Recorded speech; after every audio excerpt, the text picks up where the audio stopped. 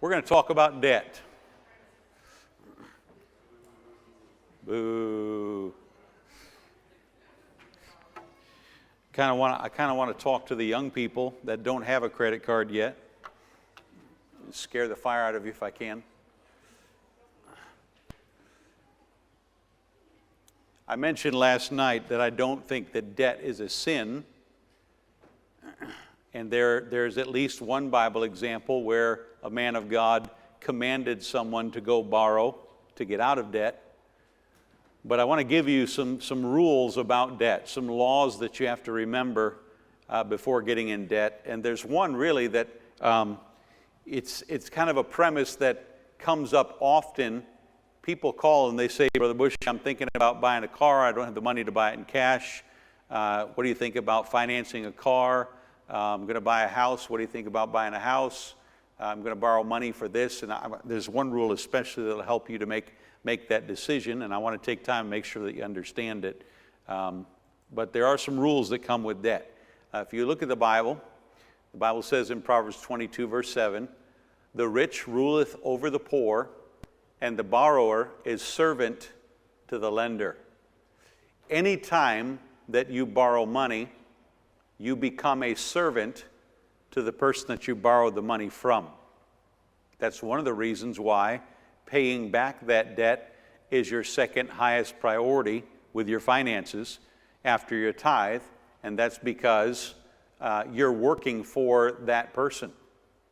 They are your master, and if you don't pay it back, they can cause you much pain and suffering. You'll get nasty letters in the mailbox, and you'll get nasty phone calls, and you may get turned over and even and sent to court because you're not paying that back. It needs to be paid back. But even in an innocent, I'm going to go to the store and I'm going to buy this on a store credit card. You need to realize that the next time you go to work, that you're working to pay someone else. And it's already bad enough that you're going to work and the government's going to take a good chunk out of it before you ever see that paycheck. And then when you come home, you're going to give 10% of it, of the gross, to the Lord. But then to think after I do all that, then I'm actually, I went to work for 40 hours, and let's see, about 3.5 hours I was working for somebody else. That can be very discouraging. And that's a truth in the Word of God. You need to remember that when you're going in debt, you're working for someone else. There we go. Here are the results of having debt. And again, it's not necessarily a sin to have debt, but here are the results. First of all, you'll be spending much of your time working for other people. Again, maybe not a sin, maybe not wrong, but it's a fact of life. Right now, I mentioned earlier, the only debt that my wife and I have right now is that on our home. And we were able to just refinance our home and get a lower interest rate. And this is a good time to do that if you're able. But in doing that, I was reminded again that I go to First Baptist Church and I work there as the missions pastor, and then every 2 weeks I get a paycheck. And part of that time every week, I'm working for First Financial Bank in Cherryville, because I've got to pay them a big chunk of money every month in order to make that payment on my house. And that's just a fact of life, and I need to be very conscious of that and aware of that. So the first rule of debt, or the result of having debt, is that I'm going to spend a lot of my time working for other people. All right, next.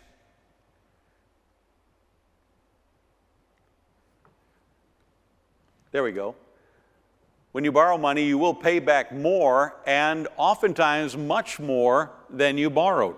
The reason that people are willing to give money to complete strangers, people they don't know, is because they're going to get more money back. It's called interest, or in the Bible, usury. Usury means you're paying to use their money. It's helpful to remember that when you get money by debt, you're actually renting the other person's money for a while. So when my wife and I went to buy our house, we did not have all the money necessary, and so we went to the bank, and basically what we did, in essence, is we said, can we rent your money so that we can use your money to buy the house, and eventually we'll pay you back that money, but we're going to pay you rent on that money in the meantime, and that's what the interest on that mortgage is it's rent for using their money. And when you rent a house, they'll give you the paperwork, and very few people take time to go through it carefully, but somewhere in the paperwork for your mortgage, it will show you how much you'll pay back for interest on the life of that loan. So if you get a 30-year mortgage, you might get a $100,000 mortgage, but over the course of the year, you may pay another $100,000 in interest.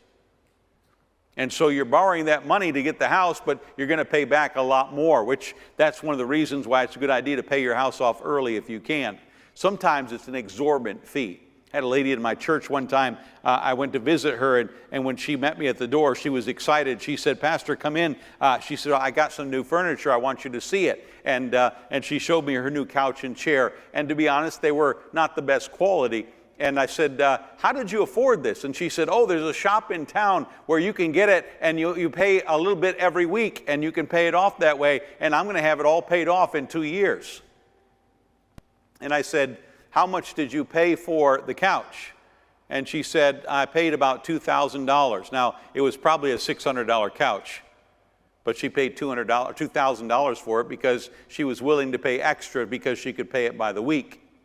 I said, "Okay, so you're paying $2,000 for this couch," but I said, "You're actually going to pay a lot more than that." And so we sat down with a piece of paper and a calculator and found out that over the course of the 2 years, she would have paid $4,600 for a $2,000 couch that was worth $600.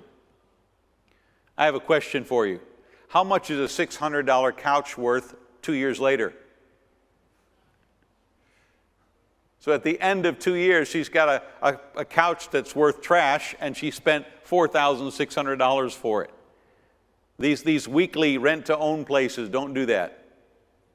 Just don't do it. It's a ripoff. It ought to be illegal, but it's not, but don't do it. Whenever you're borrowing money, you borrow money for a car. You say, "I'm going to buy a $10,000 car, and I'm going to take out a finance plan, and I can pay every month." And most people, honestly, the only thing they look at is, what is the monthly payment, and how much monthly payment can I afford, and that determines how much car that I'm going to get, without realizing that I just bought that $10,000 car, but it's actually going to cost me $18,500 by the time that I paid it off. Simply because I want the convenience of not having to pay cash for a car. I have a car right now. I don't have a car payment. I have a $4,000 2009 Ford Fusion with 178,000 miles on it, but I don't have a car payment. It's got a dent in the front fender. You can talk to my son about why. The dashboard's starting to peel and come up from the radio, but it's okay. I don't owe any money on it. I drive it every day, and it still goes from point A to point B. I'm not trying to make a fashion statement, and I don't have to pay anybody for it. It cost me $4,000, and after 5 years, it still only cost me $4,000, and I hate paying car payments. I'd rather buy a cheaper car for cash. Now, that's me. You don't have to agree with me on that, and I don't think it's a sin to have a car payment and get a nicer car. I'm going to have a nicer car. I've been saving for years, and pretty soon I'm going to have a nicer car, but I'm going to pay cash for it, because I don't like having a car payment. When I buy something for $10,000, I want it to be $10,000, not secretly $18,500 down the road. Some people nod their head right now. Some of you are looking like a calf looking at a new gate. What are you talking about? How can I live without a car payment? Scorched earth. No, anyway, you go without for a while so you can have it later on. And if you don't, you're going to pay a lot more than the sticker price when you buy something with a payment, all right? So first of all, you'll be spending much of your time working for other people, and then you'll pay back more, and sometimes a lot more than what you borrowed. Number 3, you must pay it back. And we've addressed this a couple of times, but I'm going to say something, and I'll probably offend somebody, and I, for whatever reason, do that often, and I'm not sure why. I'm talking about bankruptcy. I believe that if somebody declares bankruptcy, that according to the law of the United States of America, they no longer own the money. They no longer owe the money. But according to the Word of God, they still owe the money. That biblically, bankruptcy does not get you out of your commitment. You made an agreement with somebody, you took their money, you owe it back, and the wicked borroweth and payeth not again, and don't be wicked. If you borrow money, you got to pay it back. That's why it's the second highest priority after giving God his tithe. The second highest priority is getting that money back to the person that you borrowed it from, because you owe it to them and you need to protect your reputation. That's why last night I said, write down a list of everybody that you can think of in the whole world, in your whole life, that you borrowed money from. If it's $5 from a roommate in college, pay it back. You've got to get it paid back. God is very, very adamant about that. There are no exceptions, and it's something you just have to own and say, look, maybe I didn't know when I was younger, maybe I didn't get good teaching, maybe I was just ignorant, but I made some bad decisions back there, and I borrowed a lot of money, and I don't know how I'm going to pay it back. But you can. You can. You own that thing and say, well, no matter what, I'm going to pay it back. I'm going to make it now. Now, you may go back, you may go to one of your debtors, and you may say, look, I don't think I can pay all, I borrowed this money a long time ago, I don't think I can pay it all back. Would you be willing to negotiate? Could I pay you back less and write off the debt? And if they agree, that's your new amount that you owe. Does that make sense?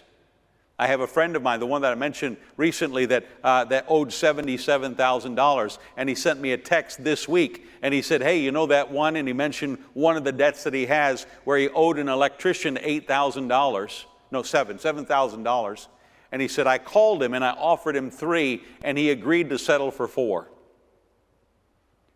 And so that $7,000 debt is now a $4,000 debt, and he can repay that and have his reputation clean, because that's the new amount agreed upon. If you're in a lot of debt, sometimes you can call your creditors and say, hey, I can't make it. Can we lower my monthly payment, or can I pay you less? And sometimes they'll agree to that. Because I know for a fact that if you owe me $100, I'd rather have $50 than nothing. So sometimes you can make that deal with somebody that you owe money to, but you do have to pay it back. The Bible says, the wicked borroweth and payeth not again, but the righteous showeth mercy and giveth. And there's kind of two extremes there in the Word of God. Either you're stealing or you're giving, and most of us are somewhere in between, but I'd rather be on the giving side, amen? All right, next. You must be able to pay back the full amount at any time. Now, this is the one I want to talk about a little bit. I had a guy call me recently, and he said, I'm trying to buy a car. And if I remember right, it was about $8,000 for the car. And he said, I want to buy the car, but he said, I know you teach some rules about debt. How much should I put down on the car? And here's my question. If you buy the car and you have to, an emergency situation happens and you have to sell the car tomorrow, can you pay off the debt? That's the question. Whenever you borrow money for something, you need to be in a position where if you had to sell it tomorrow, whatever you got for it would pay off what you owe on it. So if he's going to buy an $8,000 car and he can do it with a 0% or $0 down payment, then what does he owe tomorrow? $8,000. Can he sell that car tomorrow and get $8,000 for it? Probably not. Not if he just paid $8,000 for it, probably not. That's why if you buy a new car and you go in there and you get a $0 down loan on it, you get a $30,000 car and you drive it off the lot. As soon as you drive it off the lot, it's worth a lot less. As soon as you drive it off, that brand new $30,000 car now has 5 miles on the odometer, and now it's worth $20,000. And you can't pay, if you had to sell it tomorrow, you couldn't pay it off. That's why I'm not a fan of buying brand new vehicles. Let the rich people do that. Let the world do that. I like buying 2-year-old, 3-year-old vehicles that got low mileage on them, and somebody else has already taken the punch in the face for buying a new vehicle. And I'll buy the same car with 20,000 miles on it, and I'll get it for 18 instead of paying 30. So I want to, if I do borrow money, I'm going to put down a large enough down payment that whatever I owe tomorrow, I could pay by selling it and paying it off. That's why when you buy a house, it's a good, you can get a loan and buy a house for 5% down. You can get an FHA loan sometimes and buy a house with 3.5% down. And sometimes with a VA loan or sometimes an FHA loan, you can even buy it with 0% down. I don't think that's wise.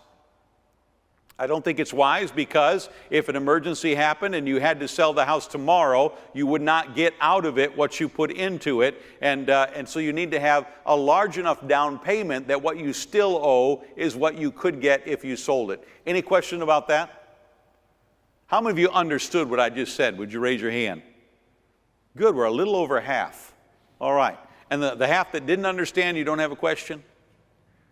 Maybe your question is, what am I doing here? No? Okay. That concept right there is a life changer and will keep you out of a lot of trouble.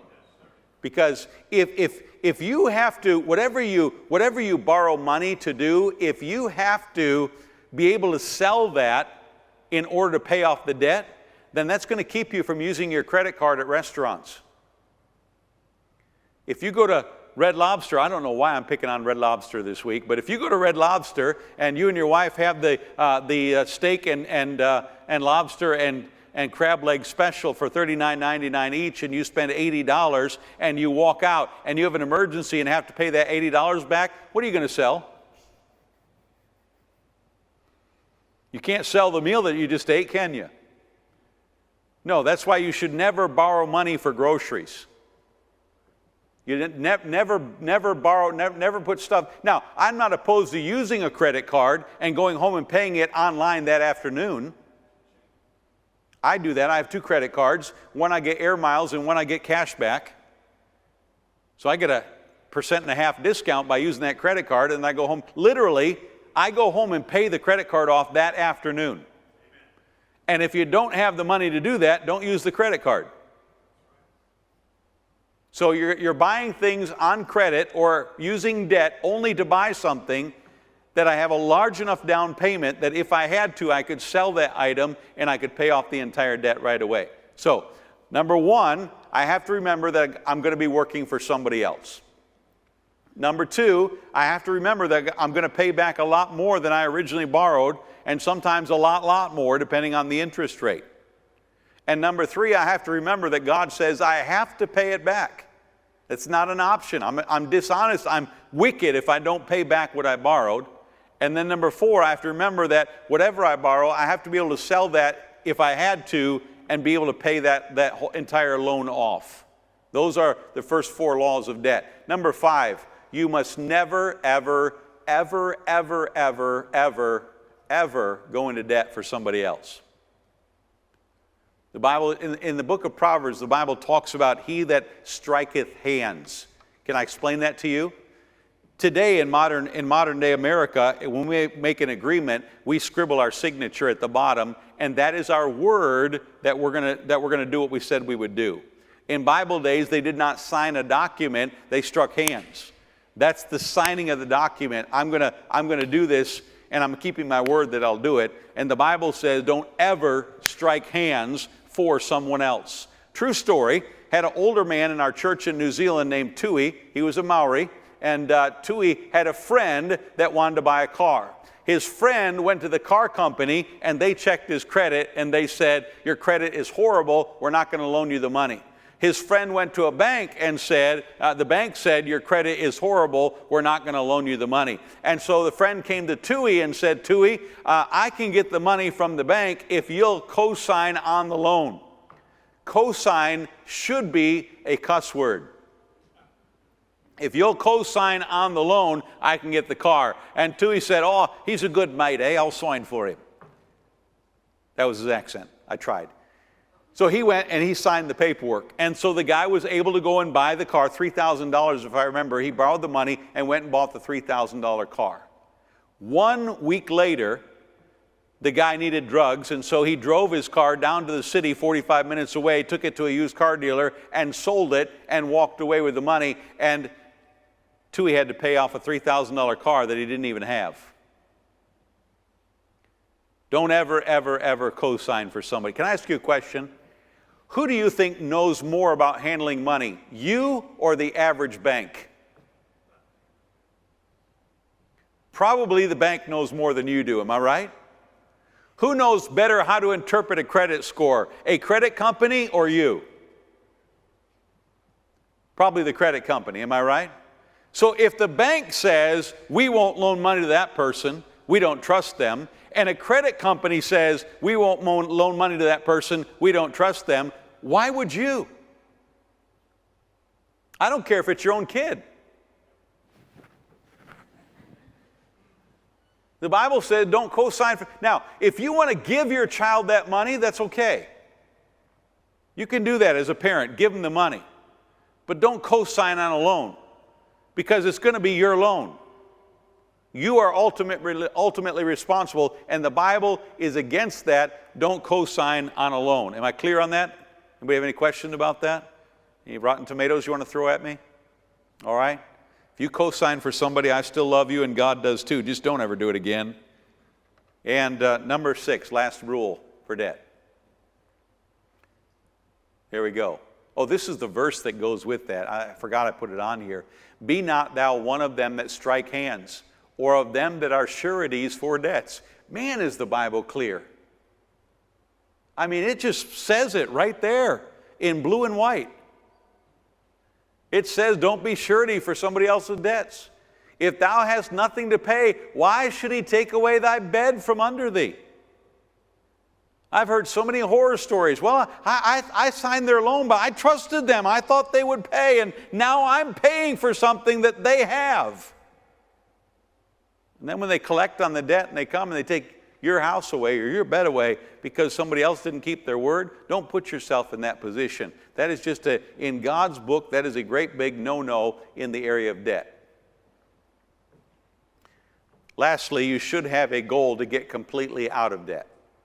That ought to be your long-term goal. I'm eventually not going to have any debt. We live in a society today where debt is so prevalent and so many people are in it and use it. And some people think that it's awesome to have it. Boy, I tell you what, I got another credit card in the mail. That's not necessarily a good thing. I think some people, let me just explain this to you. If you have a credit card with a $1,000 limit and the bank decides to raise your credit limit to $2,000, you don't have any more money. You didn't just get rich. That just means that you can get in more trouble than you could yesterday. Your credit limit is not a measure of value or worth.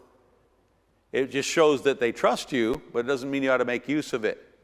Be careful about that.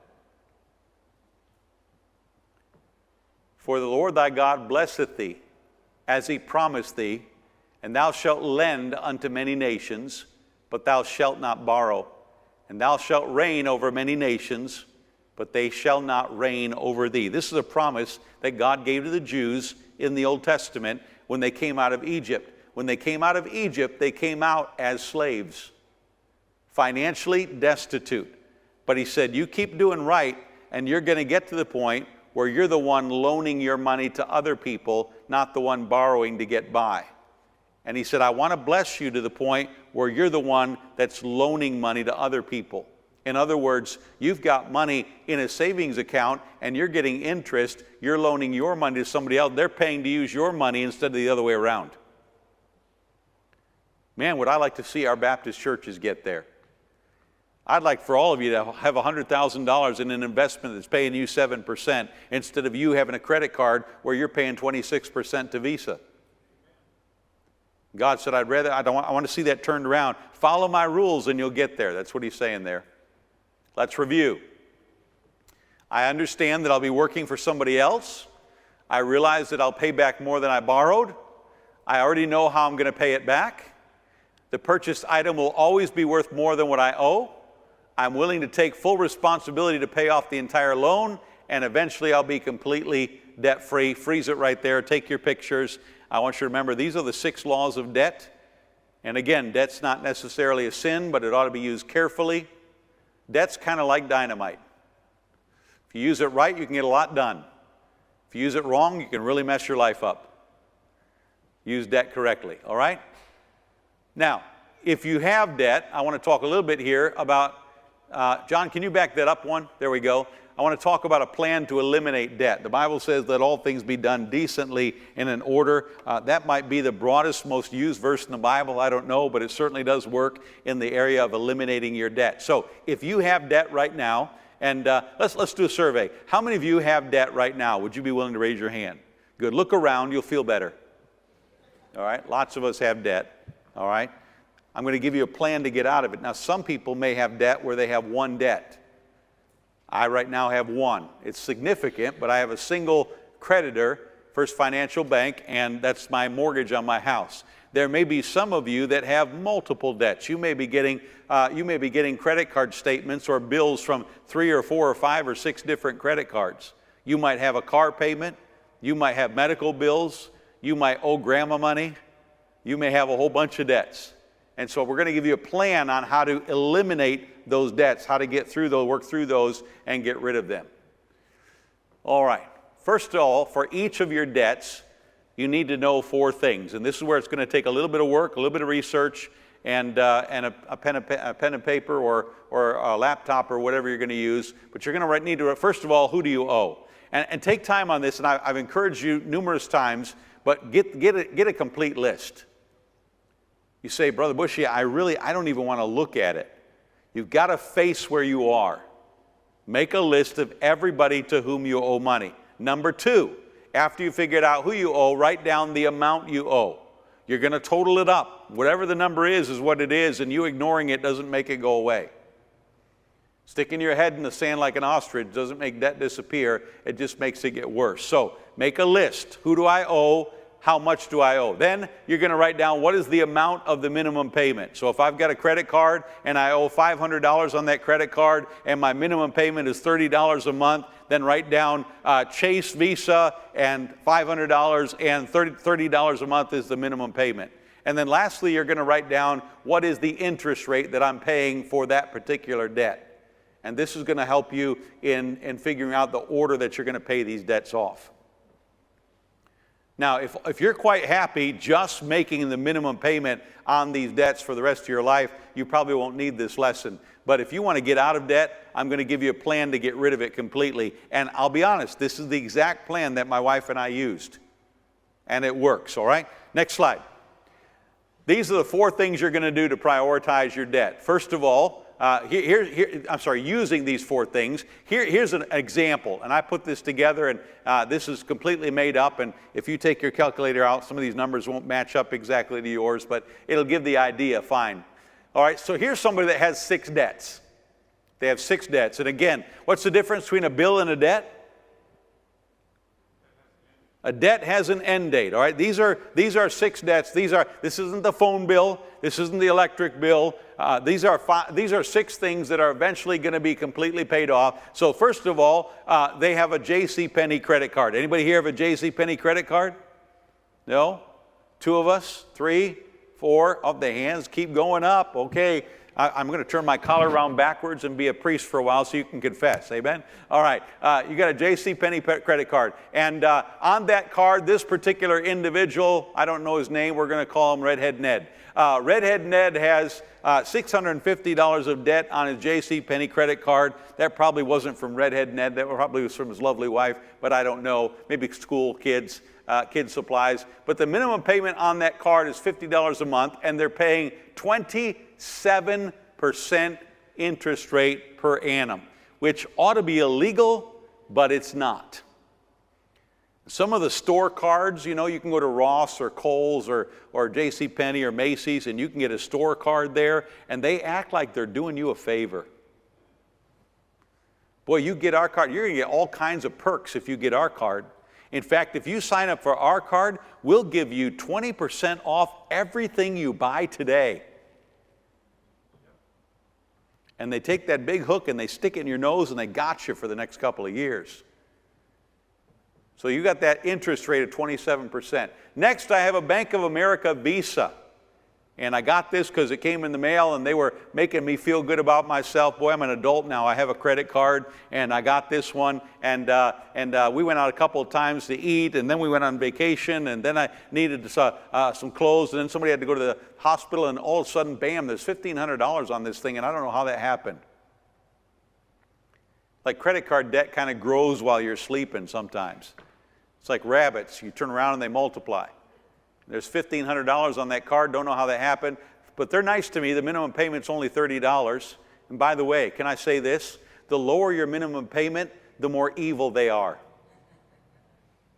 Because the lower minimum payments are designed, some credit cards, and this is not legal, but some of them still do it.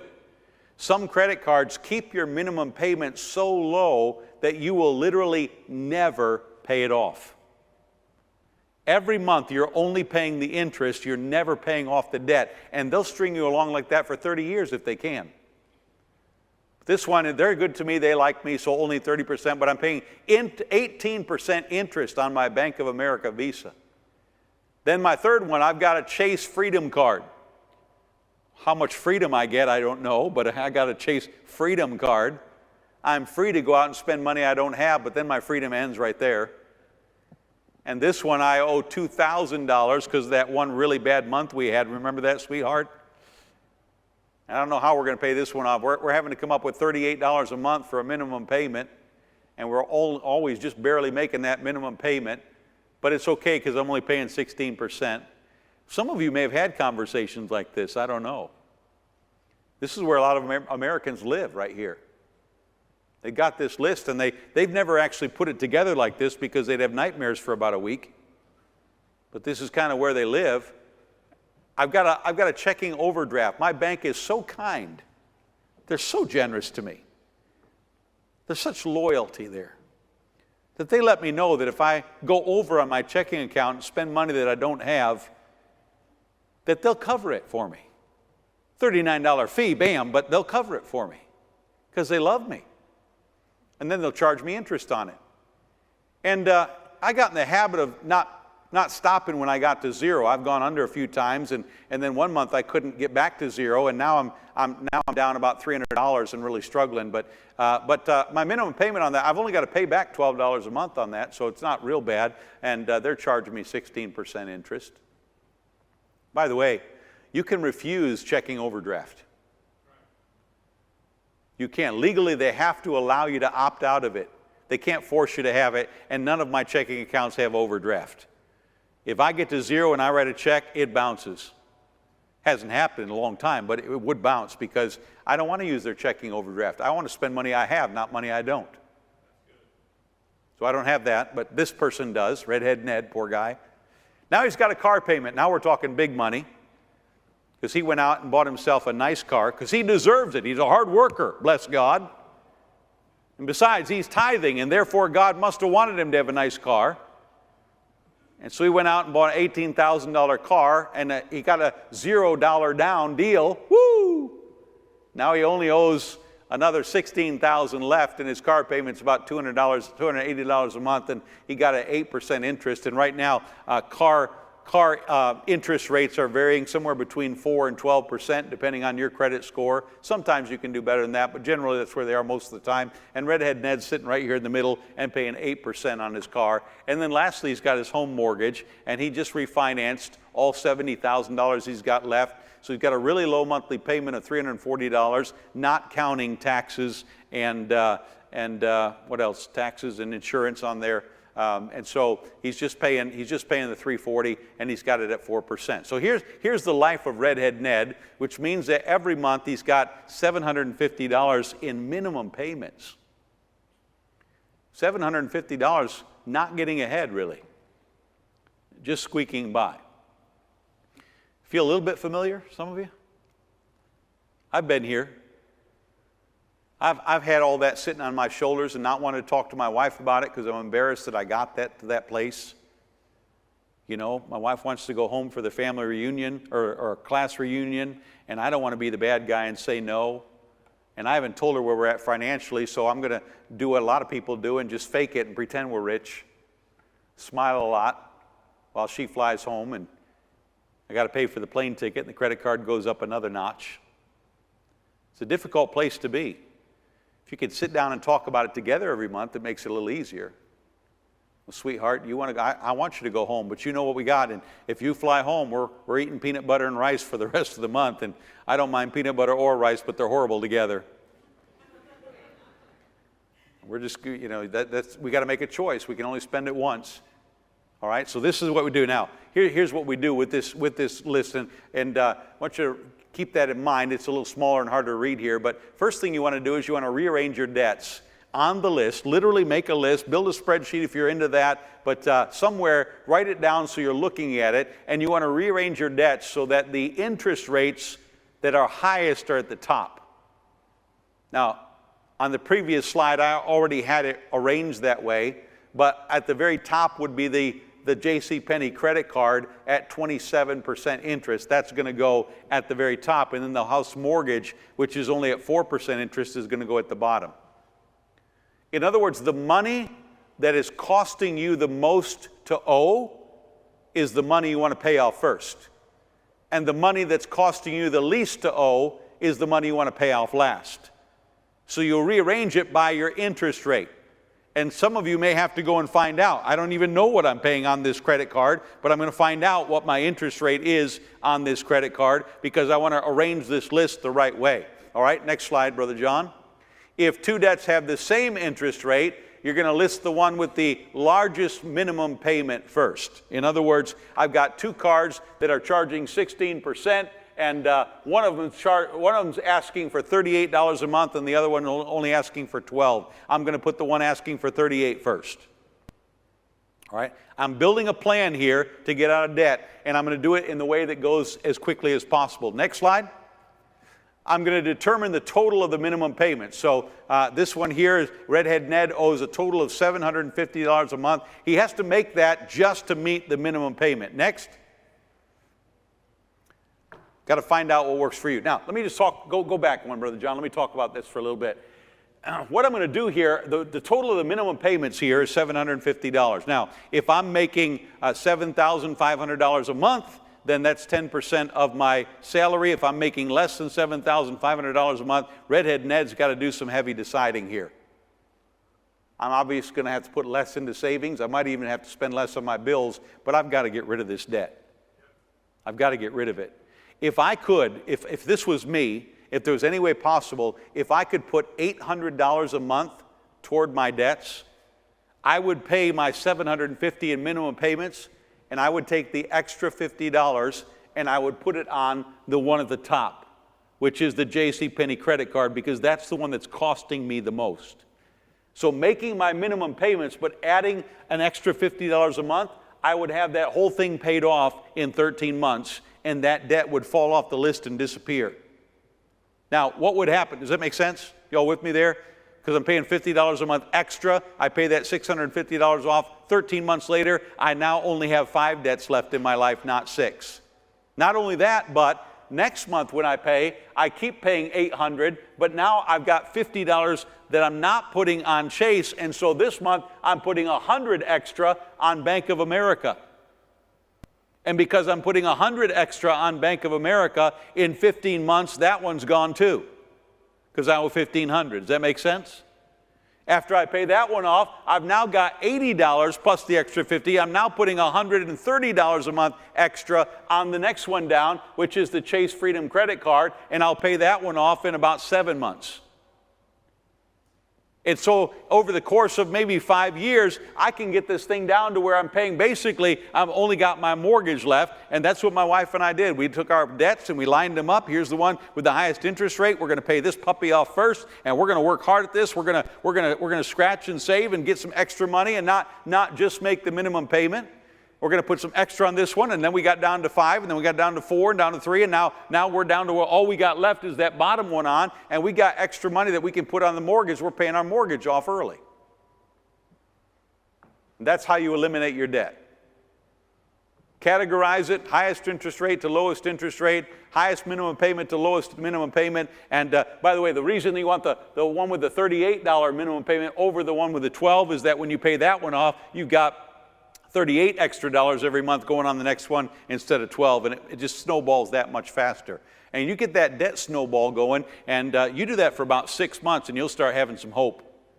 You do that for 2 years, and you'll say, you know what, we're going to beat this thing. And when you get to that last time that you pay that last debt, and by the way, it doesn't work if you keep using the credit cards.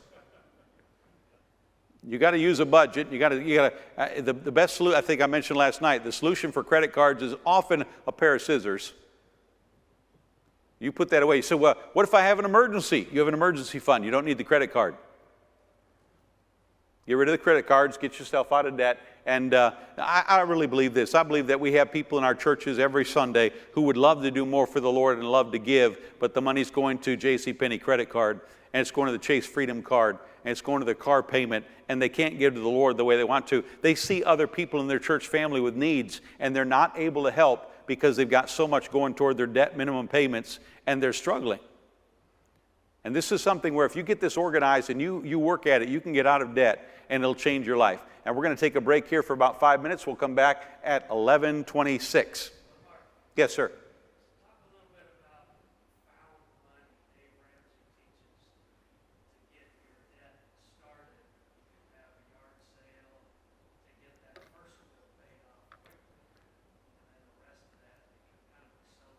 Okay, found money. Money that you weren't expecting, money that you found that came in unexpected, like Pastor said, a garage sale, something like that. The way that we do our finances now, that would go into the month as income. And when we got to the end of the month, after all the bills are paid, and after we put money toward debt and savings, then my wife and I would sit down and say, okay, the dresser was found money. She put that on Facebook Marketplace for $325, and I wasn't sure it'd ever sell for $325. And then out of the blue, some doctor sent the money and said, she didn't even come look at it. She said, what are the measurements? And she cash apped the money to my wife, and bam, we got $325 we didn't know we had. Paid the tithe on it. Now we got $270 or $300 left, or whatever it was. I forget the exact numbers, but we had some found money. That sits there until the end of the month. We have our money date. And we look at our money date, we say, you know what? We could take some of this and we could buy something we need. Or we could put extra on our debt for our home, pay our mortgage off faster. If somebody's got a situation like what was up there a minute ago, somebody has a situation like that, they get to the end of the month, there's some extra money, slam it on that debt. You know, if you decide to go aggressive on this thing, some of you could do DoorDash for a while or deliver pizzas a little bit, have a garage sale, get some extra money. You say, you know what, I'm the one that got myself here. I'm the one that's got to get myself out. And next time Grandma gives me $100 for my birthday, first of all, I'd like to meet your grandma, but next time Grandma gives you $100 for your birthday, maybe you shouldn't go out to eat and party. Maybe you don't need that big expensive meal. Maybe you should go pay your debt down instead. Maybe looking at your everyday expenses. I'm amazed by what some people pay for their phone bills and for cable TV and regular expenses. Maybe you've got a subscription that you're not using. Look, if you've got a gym membership and you haven't gone in a year, cancel it. Go for a walk every day instead. You're not going to go back. If you haven't gone for a year, you're probably not going to go back. You got magazine subscriptions or online subscriptions. Check your bills, man. Sometimes you're getting charged $9.90. Well, something. I watched a Hallmark movie a year ago, and I signed up for Hallmark, and they're taking $6.99 a month out, and I haven't watched one since. That's $7 a month to go toward your debts and pay it off quicker. You have to own this thing, and you got to realize I'm the one that's got to make it happen, and we're going to do it together as a team, the us team, and we're going to pay off our debts, and we're going to win this thing. I don't know if that's what you wanted, Pastor, but I hope that helped. All right, let's take a break. We'll come back at 11:30, last session, 11:30, and I'll be done by 12. God bless you. You're dismissed.